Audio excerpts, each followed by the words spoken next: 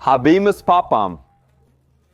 Everyone is talking about the new pope, and we got really curious to find out how they make that smoke. Sometimes it's black, sometimes it's white. Some newspapers even reported how it's done, what the formula is, but I haven't seen anyone actually reproducing those two types of smoke properly. So today, we're going to recreate the Vatican smoke here in our own Sistine Chapel.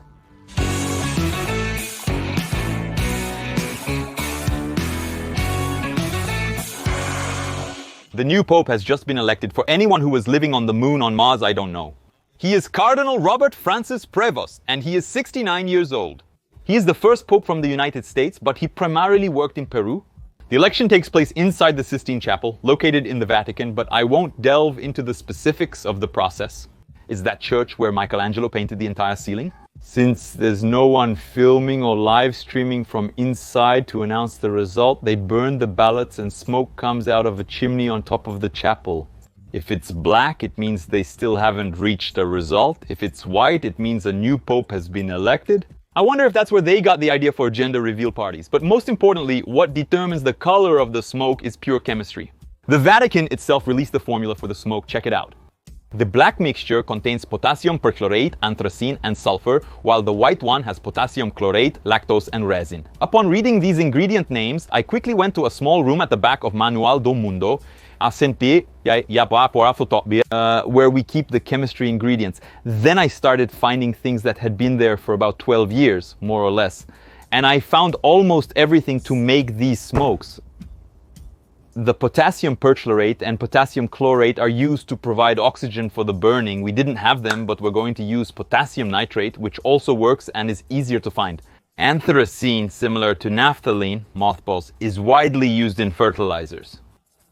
Due to the molecule's shape, they are said to have aromatic rings. Naphthalene is toxic, so wearing a mask is necessary. Resin is the same thing as rosin, and we had a lot of that because once we tried to make a perfect ball and it didn't work out. This pine rosin is the sap from the tree, and it has a really nice smell. We also had sulfur. I never used it for anything. It's one of those things we buy at Manual do Mundo to use someday, and eventually we do use it. And we didn't have pure lactose, but it's one of the things that's in powdered milk, so it will do a great job substituting for lactose in this formula. Who has never changed the ingredients in a recipe? Cast the first stone. Before separating the ingredients, I'm going to set up our little oven. This here is a barbecue chimney that lately we've been using as the exhaust for the laser cutter.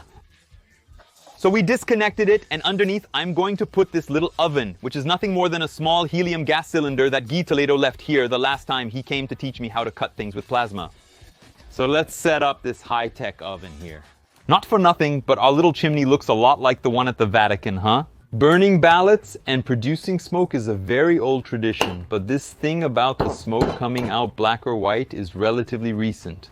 The first time was in 1914. At that time, it wasn't exactly a chemical formula yet, they actually burned straw. I think we could do a test with straw to see if it works, right? Let's pretend I just had this idea now and nobody thought of it before, okay? So the first idea is to make black smoke. I'm going to put some straw in, and here go the ballots on top. Wow, this catches fire really fast. Damn.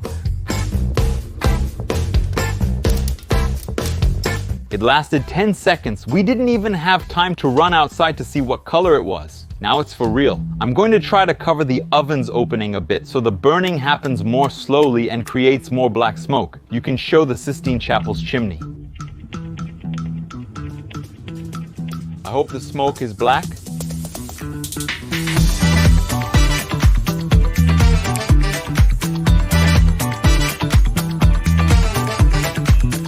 I'm here and didn't see smoke, but if you think it's black smoke, it deserves a thumbs up, right?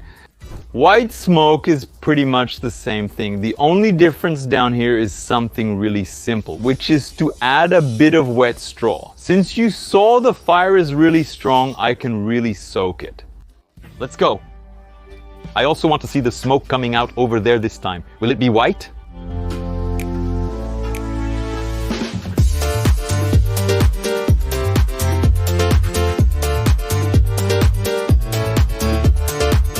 And to think this is just the first part, huh? At least here in our test, the difference between the white smoke and the black smoke is very clear. In 1958, during the election of Pope John XXIII, a grayish smoke confused people about whether a new pope had been chosen. To avoid this, they changed how the smoke was made without the help of Manuel do Mundo back then. Otherwise, we would have made the smoke the right color. But why does the smoke alternate between black and white? The black is carbon, it's fuel that didn't burn. There was incomplete combustion there and a bit of soot was left over. That soot comes out with the smoke, doesn't let light pass through, and we see black smoke. The white smoke is actually water. It's the water vapor that comes out there in a gaseous form. When it meets the colder air up there in the chimney, it starts to condense and forms micro droplets of liquid water, just like we have in clouds. But let's go to the modern formula now. The one that makes the black smoke is naphthalene, which doesn't burn properly and ends up releasing a lot of carbon. The function of sulfur is to help burn the anthracene, which in our case is naphthalene, since it takes a while to burn. And potassium nitrate, as I explained to you, provides oxygen for the burning.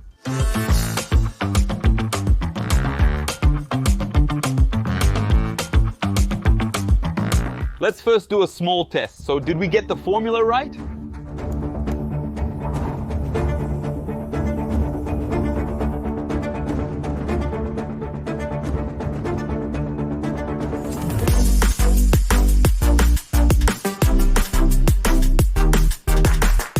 We've successfully done this 3 times. Let's try the white one next. Powdered milk and rosin release some carbon, but not pure carbon. They release complex molecules with carbon and other elements that evaporate and condense, similar to water. And again, add a little potassium nitrate.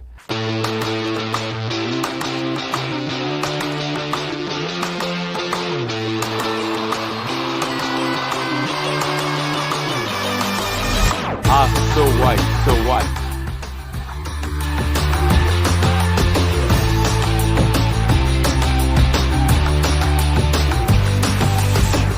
Very cool, but I promised at the beginning of the video some smoke up in our Sistine Chapel. Let's increase this recipe a little bit.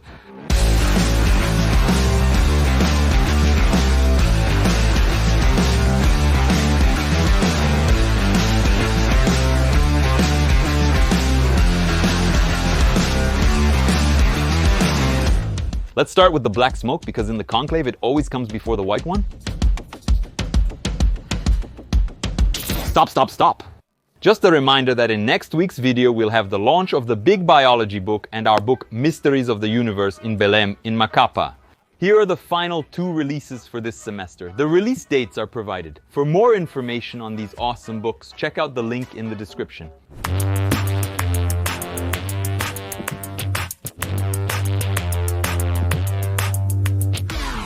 I think we switched containers and it didn't work. It didn't catch fire.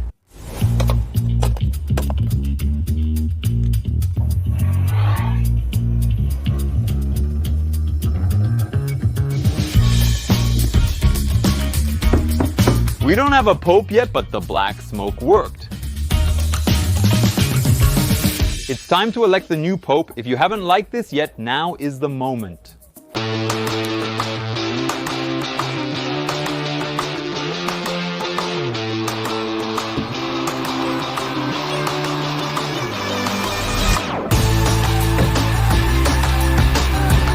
Now it's time. If this isn't worth a like, I don't know what is.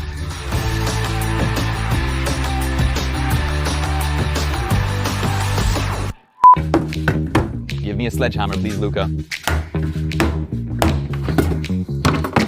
I think we overdid it a bit with the fire.